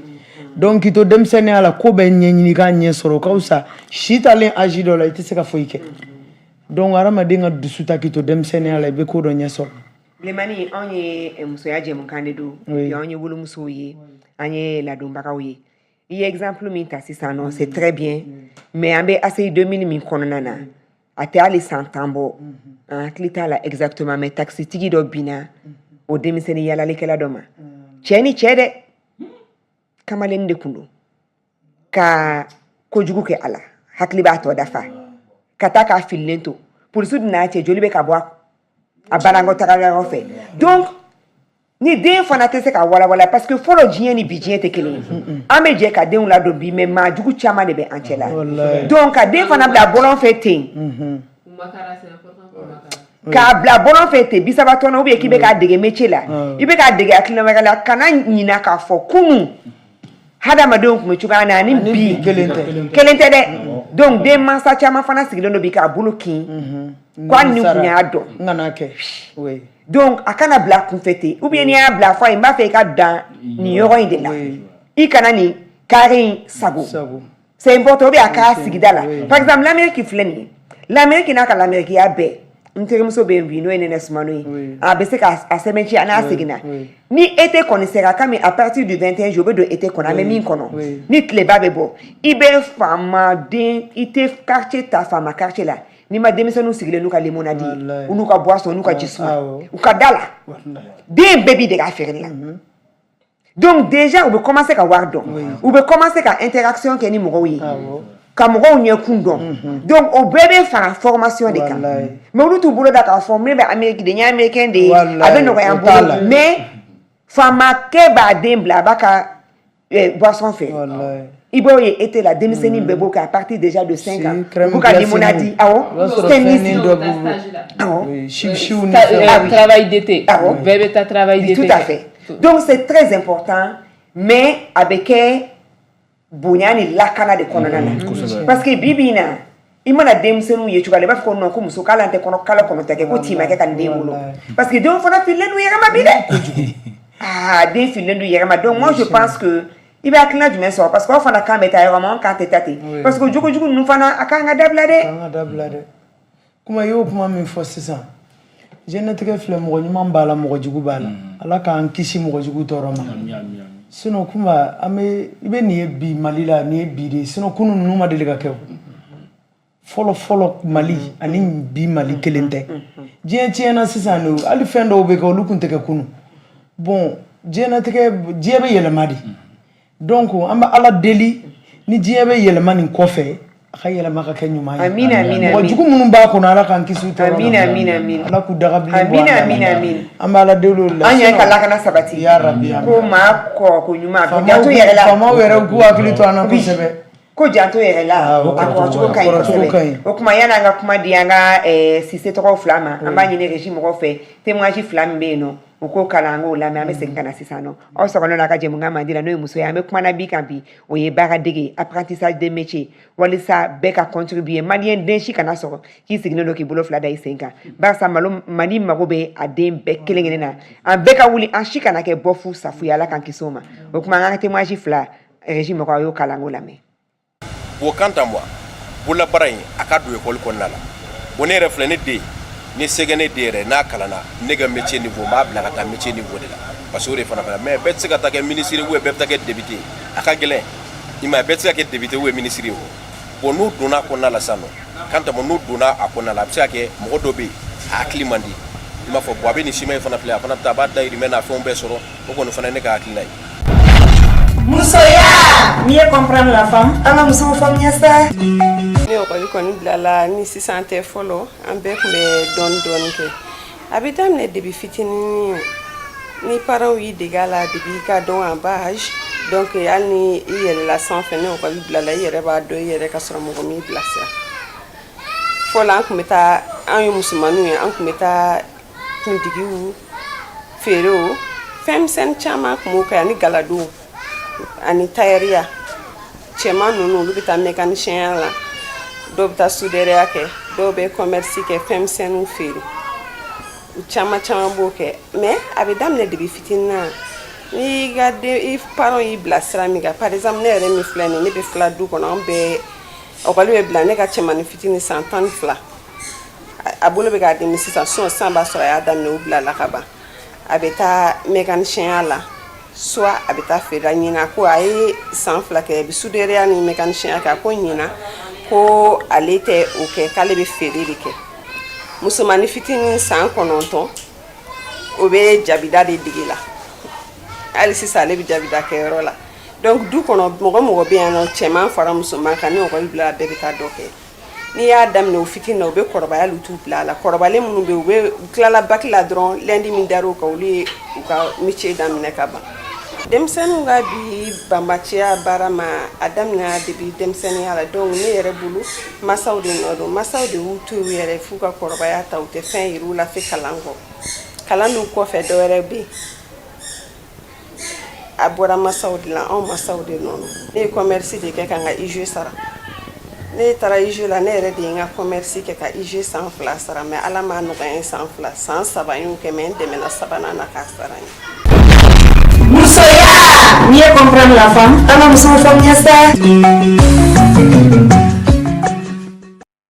an b'a fɔ ka waleɲuman dɔn maa minnu ka témoignage tɛmɛna n'o ye jɛnɛbu ani Sise foli belebele bɛ u bɛɛ lajɛlen ma Amadu Sise ale ye électricien bâtiment ye ani jɛnɛbu ale ye jagokɛla ye an b'a fɔ kosɛbɛ ale yɛrɛ bɛ butigi min na ka butigitigiw yɛrɛ fɔ n'o ye ne yɛrɛ terimuso ye Kadini Fatu Sila foli belebele bɛ u ye Azara boutique la Bamakɔ kura Sise an bɔra ka témoignage lamɛn yani ninnu ka seereyaw ka na i kun y'a yira k'a fɔ i balimakɛ bibi na n'ale kɔni ye électricien wane ye an y'a ye k'a fɔ i ko a daminɛ ma diya a yɛrɛ fana y'a fɔ ko daminɛ ma diya mais i ko a kɛra bolokuru caman kan ne yɛrɛ dun tɛ bolokuru fɛ ala ko tiɲɛ ne t'a fɛ den bugɔ ne t'a fɛ parce que anw bugɔla fo k'a dama tɛmɛ et dɔw traumatisera bugɔli in na donc dɔw kana na jɛmukan in lamɛn k'a fɔ a fɔra yɛrɛ de n'a ma sɔn ka taa vacances in na i b'a ba dɛbɛ gosi de gosili tɛ marché dɔw la dɛ bon i y'o mun fɔ donc solution min bɛ yen solution jumɛn wɛrɛ bɛ yen ni denw bɛ se ka nɛgɛn ou bien ka denw bɛrɛbɛn u ka métier embrasser ka sɔrɔ a ma kɛ ni bugɔli ye bon i y'o mun fɔ parce que hadamaden sugu bɛɛ ka ca dɔw bɛ yen olu tulo yɛrɛ de ka gɛlɛn olu fana bɛ siran bagabali ɲɛ bon dɔw bɛ yen i b'u lasigi i bɛ conseil bagabagali tɛ bugɔli ye dɛ ayi i bɛ conseil d'u ma i yɛrɛ bonya nin dabila nin dabila o b'a dɔn mais n bɛ ka n dɔgɔkɛ min ta f'i ɲɛna ne y'a ɲininka de baara jumɛn de ka di i diɲɛ kɔnɔ i k'o fɔ n ɲɛna i b'i miiri a ko n'i y'a don mun na n ko ayi n ko bon n ko frigo dilan i bɛ sɔrɔ la k'a bɛ sɔrɔ n ko bon k'an bɛ taga i yɛrɛ da don o fɔ dɔw kɔni i b'o de ta sisan parce que a y'a yira k'ale tɛ se ka kalan a y'a yira k'ale bɔlɔ sa mɔgɔ kelen bɔlɔ de don a y'a yira k'ale tɛ se ka n ko bon n'i tɛ se ka kalan problème t'a la donc an bɛ taa métier in na a y'a yira k'a tɛ se ka tubabu kalan kɛ a y'a yira k'a tɛ se merci tubabu kalan a kalanna électricien bâtiment na dɛ aw bɛɛ dɛsɛ la aw nana ka problème lajɛ yɔrɔ bɛɛ la ne ma ye a nana dɔrɔn un coup sec ale ka chemin a ye problème traité k'a ale ka chemin o n'a ma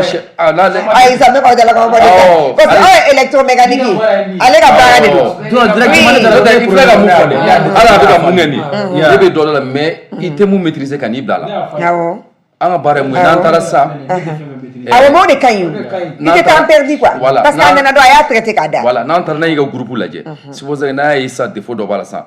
panne b'a la électricien ka baara don an b'o wele ka na par exemple ni dynamo jennen don o t'an ka baara ye o fana ye honnêteté ye merci parce que mɔgɔ caman bɛ yen bi surtout dɔgɔtɔrɔ kunda voilà o t'an ka chemin an b'a f'i ɲɛna u tɛ baara min dɔn bon karisa mɔgɔ min bɛ nin rebobiner a ka numéro filɛ i b'a wele n'aw bɛnna la an kɔni b'a suit alhamdulilayi sisan an bɛ min kan an bɛ se ka mun de kɛ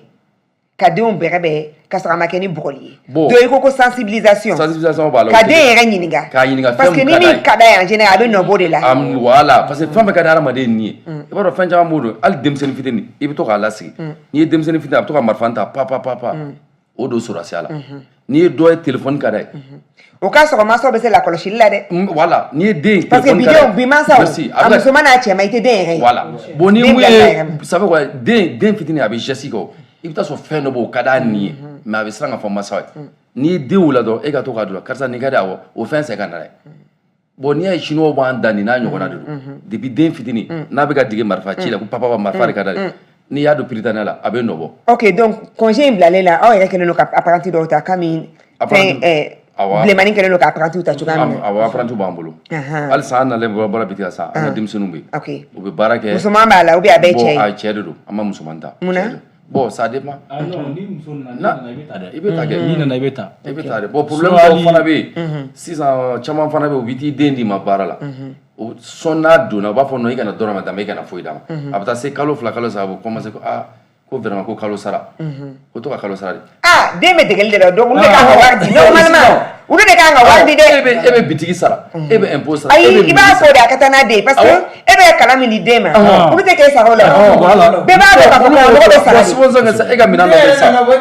voilà e ka minɛn dɔ bɛ sa denmisɛnnin bɛ se ka a bɛ se ka ta sa a b'a minɛn feere. o y'a hakilina juguba ye. bon n'a y'a feere e de bɛ obligé e b'a minɛn sara ou bien a bɛ se k'i ka minɛn dɔ tiɲɛ e de b'a sara e tɛ se k'a fɔ den ma sa. non je pense que ça doit être clair parce que nin miirina in de man ɲi. voilà den ma se fosi la. foyi la. k'a ka wari sɔrɔ donc déjà an bɛ ka wari bila baaradege ɲɛ.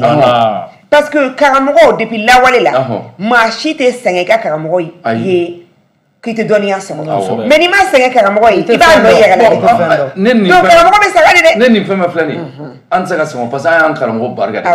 ɲini. a nɔ b'o la de a bɛ dɔn fɔlɔ. an ye karamɔgɔ barika de ɲini. kɛrɛnkɛrɛnnen n'o fɛn mun man d'u ye an t'a kɛ n'u ko fɛn min ka d'u ye an b'o. ni ne karamɔgɔ kun ma don so n'a ka baara ma jigin ne ka baara kun ma jigin bɛɛ kun bɛ jigin ka ne. a nɔ filila nin a nɔ filila donc parents kan ka éduquer an ka segin dɔɔni hakili ɲumanw ma parce que miiriya min b'an kun na a miiriya t'an ka taa ɲɛ dɛ. parce que o problème ba de bɛ Mali kɔnɔ u bɛna denmisɛnnin d'i ma sisan ko arrasɔn tɛ o i nana baara dege n'o tɛ normal yɛrɛ e nana mɔgɔ min di patron ma k'a ka baara kɛ e kan ka patron sara de. bien sûr dugu bɛɛ la a bɛ kɛ ten. a kan ka dɔnna de don patron kunna. dugu bɛɛ la a bɛ kɛ ten. awɔ i bɛ taa formation kɛ min fɛ e de b'o sara. mais u t'o kɛ dɛ. Sénégal wa a bɛ kɛ ten. mais a ye mɔgɔ kalan ka tila ka wari d'a ma. a ye commencé a k'a don a la. voilà parce que n'o m'a don a la hali n'a kɛra fila ye comme kalanyɔrɔ la parce que n'o m'a don a la maa tɛ wari bɔ ka don fɛn o fɛn minna i t'a ta ba la. merci a bɛ k'u ɲɛna a bɛ k'an mansaw ɲɛna ko halisa k'aw de ka nafa bɛ an den kalanni na parce que n'i y'a ye aw tɛ ka wari demander c'est que aw de bɛ k'a tɔnɔ bɔ donc il faut instituer a ye na ni den ye juma o juma a bɛ na ni mugan ye. bon anw fɛ yen baarakɛla ne b'a f'i ɲɛna dɛ parce que ka taa k'a fɔ patron dɔ bɛ k'a fɔ k'i b'i sigi non ne bɛ n ka waraka n'i taara ne sɔrɔ ne ka magasin kɔnɔ ne bɛ n waraka ne bɛ n ka baara kɛ ne b'a yira baarakɛla don e don e tɛ ne bɛ n ta sɔrɔ parce que ne t'i bila k'a fɔ ko e ka ko bɛ gérer jamais. ni baara min bɛ k'a lajɛ nin waati in na n'u b'a fɛ u denw ka kalan électromécanique la kalo 3 in kɔnɔ u b'aw sɔrɔ cogo jumɛn aw bɛ ye yɔrɔ jumɛn. bon an ka yɔrɔ filɛ nin ye zone na. zone industrielle la zone an filɛ Kulukoro goudron da la k'a ɲɛsin face de EFI. ok sisan nɛgɛjuru sira jumɛn bɛ di. bon 76 28 80 56 asa numéro filanan nin. 73 74 48 26. ok donc ni maa minnu bɛ k'a lajɛ ne kɔni b'u dɔn n b'u baarakɛ ɲɔgɔn cogo dɔn n bolo fana n b'u jogo dɔn mais u ka encadrement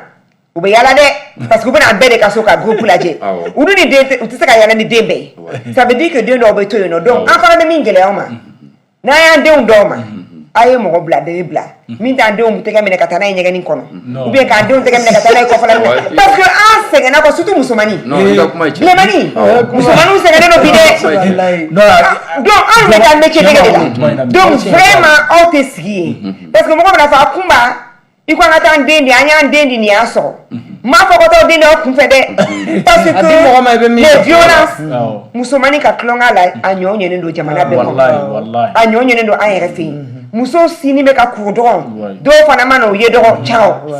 ala k'an kisi donc vraiment n kɔni b'a dɔn Cissé ani Traoré u bɛ s'u ka baara la ladigiw don mais u bɛ yaala dɛ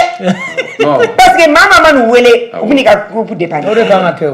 o u bɛ taa groupe entretien kɛ donc tɛ kɛ yen kuma bɛɛ donc ni maa min y'a den di a y'aw janto a la n'aw b'a dɔn k'a fɔ den ka dɔgɔn ou bien aw tɛ se ka kɔlɔsi a y'a fɔ parce que c'est important denw ka gɛlɛn quoi donc nɛgɛjuru sira ye 76 28 80 56 76 28 80 56 walima 73 74 48 26 zone industrielle Moussa Cissé i bɛ fɛ ka mun fɔ. bon i ye mun fɔ n'i taara anw fɛ fɔlɔ an b'i layɛ fɔlɔ de ni n'an ka ko bɛ taa ni n'an ka ko ta an b'a f'i ɲɛna ni jogo min b'i la an b'a f'i ɲɛna n'i ma se k'a bila an b'i labila alhamdulilayi non parce que aw baara de tulonkɛ tɛ fɛn ouvrage in filɛ a bɛ cogo min na surtout groupe dilan a bɛ cogo min na denmisɛnnin fasugu dɔ bɛ olu tɛ se ka baara in kɛ quoi i y'a ye parce que f'i kolo ka gɛlɛya voilà f'i kolo ka gɛlɛya fɛnɛ o k'a sɔrɔ i ye âge dɔ sɔrɔ quoi sinon san 7 ninnu o tɛ se k'a kɛ i tɛ se e ta kɔni bɛ kɛ mun ye koli awɔ i bɛ se ka koli ko alhamdulilayi o bɛɛ ye dɔ ye n'a ye koli kɛ a b'a kanu minɛ waati kɔgɔnna donc e ka bilasirali kuma bɛ kɛ min ye bilemani n'o ye Asetu Sumano ale ye Galadonna Wane Gala hɔrɔn an b'i fo k'i waleɲuman dɔn i ka nali la i b'a fɛ ka jɛmukan in kuncɛ ni kumakan jumɛnw ye ne bɛ jɛmukan kuncɛ ni kumakan min ye a bɔra ka min fɔ sisan ko denmisɛnninw bɛ taa métier kalan n'u taara métier kalan na an fɛ parents dɔw b'a fɔ n'u baara jiginna a ye wari d'i ma a nana ni nin ye o ka bɔ a la mɔgɔ bɛ dɔnniya fɛn de bɔ ka dɔnni ɲini mais i tɛ taa dɔnni ɲini ka fɛn sɔrɔ o bɛ parents bɛɛ fana tɛ parents dɔw bɛ yen u bɛ denmisɛnnin d'i ma u tɛ n'i ɲininka foyi la foyi ne yɛrɛ filɛ ne ka baara yɔrɔ école mana bila denmisɛnninw bɛ na tobili bɛ kɛ don o don bɛɛ bɛ dumuni kɛ yen mɔgɔ si tɛ t'i ka so ka taa dumuni kɛ ne ka yɔrɔ tobili bɛ kɛ mɔgɔ talen don ne bolo a bɛ baara yɔrɔ tobili kɛ don o don bɛɛ b'a dun bɛɛ ka minɛn bɛ bɔ donc n t'a fɔ mɔgɔ ma i ta dumuni kɛ so ka na ni rien bon kalo mana fɛn chaque vendredi n bɛ sara kɛ min se bɛ ɲɛ n b'o di denmisɛnninw ma bon parents kɔni ma deli ka na n nɔfɛ nin ka dɔgɔ ou bien wari di n den ma o fana o ma deli ka kɛ n na ma deli ka degun sɔrɔ denmisɛnnin ka ko la fɔlɔ mais parents minnu bɛ yen n'u bɛ den bila ka taa degenin na k'u nin da wari ko kan olu k'o dabila karamɔgɔw fana k'a préciser de b'a daminɛ parce que vraiment o kan ka dabila karisa i den nana ne fɛ yen i b'a ko n k'a degi n b'a degi mais k'a fɔ k'i b'i nin d'a kan n bɛ nin d'a ma n t'o d'a ma dɛ karamɔgɔw fana kan k'o fɔ bon e kɔni mago tɛ publicité la tabarika la parce que Gala b'a yɛrɛ feere mais ni maa minnu bɛ k'a lajɛ a ka d'u ye fana k'u den dege teinture la donc e bɛ se ka sɔrɔ yɔrɔ jumɛn min sera Pɔnbada la mais nɛgɛjuru sira dɔ bɛ di yan oui ne ka numéro 76 35 23 01 76 35 23 01 donc Asetu Sumano bilemani Gala hɔrɔn an b'i fo k'i waleɲuman dɔn min fana bɛ ɲini aw fɛ Galadonnaw o y'aw ka hakili to environnement na kɔlɔnw ka sen jiw ka traiter ka ɲɛ parce que vraiment o fana environnement bɛ ka polluer donc a ka d'an ye kɔnɔ an ka wari sɔrɔ an ka finiw ka don ba la an ka denmisɛnninw ka se mais a ka d'an ye fana sini ma an denw ka ji sanuman ani dugukolo sanuman sɔrɔ Raki Cham lady donc waati sera a kɔrɔna e b'a fɛ ka jɛmukan in kuncɛ ni jumɛn ye a kɔni ka di n ye i ka taa bilemani ka atelier la nin kɔfɛ yanni i ka taa matériel san finiw san dugu wɛrɛw la aw ka baara kɛ ɲɔgɔn fɛ o bɛ diya n ye kosɛbɛ ni ala ka jɛ ye an bɛ tila ka numéro ta an bɛ se ni ala ka jɛ awɔ Cham ne kɔni fɛ u ka denmisɛnninw don métier la métier min ka d'u ye parce que passion bɛ mɔgɔ la a kana kɛ force fosi a kana kɛ force fosi donc je pense pas que a ka di bɛɛ ye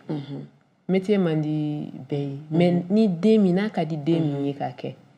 moi je suis sûre et certaine que a bɛ nɔbɔ o ko la quoi hali n'a ma de i b'a nɛgɛ i b'a exposer fɛn caman na voilà comme fɛn y'a fɔ cogoya min Jɛnɛbu y'a fɔ cogoya min na a ye mécanicien ya kɛ a ye menuisier ya kɛ ɲina ko k'a bɛ jago kɛ donc n'a ye fɛn caman traiter a yɛrɛ bɛ tila k'a f'i ɲɛna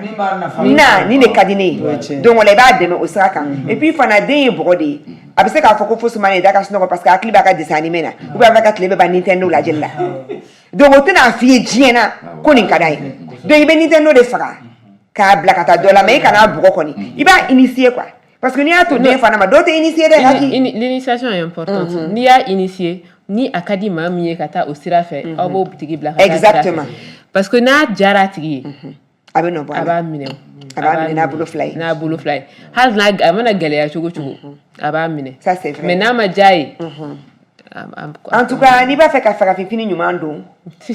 k'a tubabu style i tɛ maloya n'a ye fan si i bɛ se ka taa n'a ye bureau kɔnɔ i bɛ se ka taa n'a ye buramuso lajɛli la i bɛ se ka taa n'a ye boîte de nuit na n'o fana ka di ye an bɛ vacances de la donc vraiment lady donc Gala ɲuman filɛ o bɛ kɛ bilemani Sumano fɛ loki ɲuman coupe ɲuman o bɛ kɛ Raki Cham lady fɛ numéro bɛ di ou bien ka taa Instagram ni Facebook kan ayi baasi t'a la numéro bɛ di ok numéro jumɛn bɛ d'u ma 72 97 66 62 72 97 66 62 oba do ka fo ameta war ba do gesner la ma fa ngana gesner do ne ma wati fana sera anganga mo valoriser ya ou bien avion bien ça ou bien ameta karula kata fini baw kala Côte d'Ivoire kata fini baw kala Dakar ka so ran mo be se ka kala fe ka so finition menye kuma kan ma me fie wata muso cheka infana ayere nye bala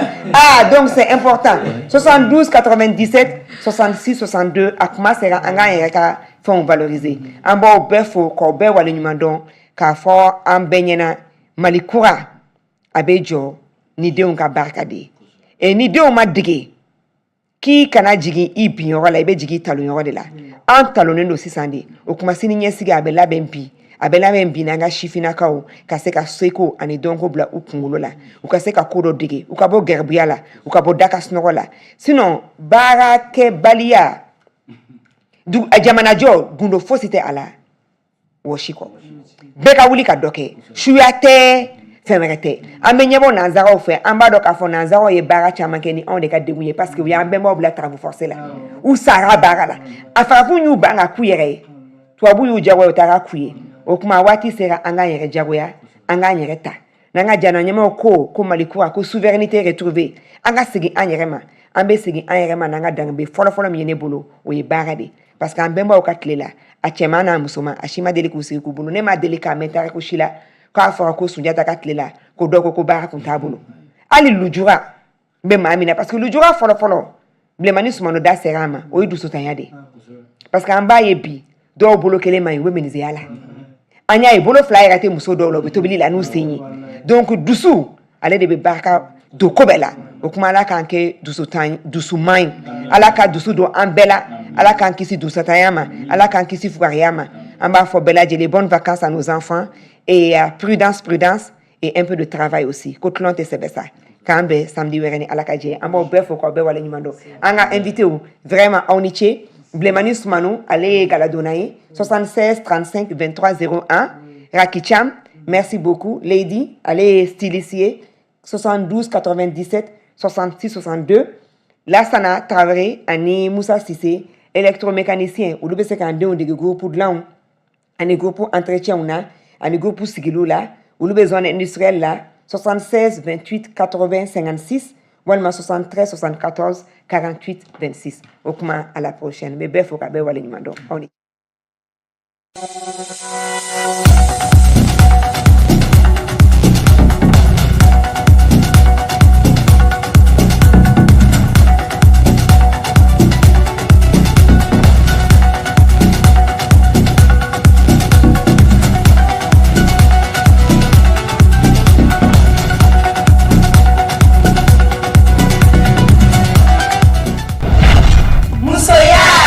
Comprendre la femme. Ah, nous sommes femmes,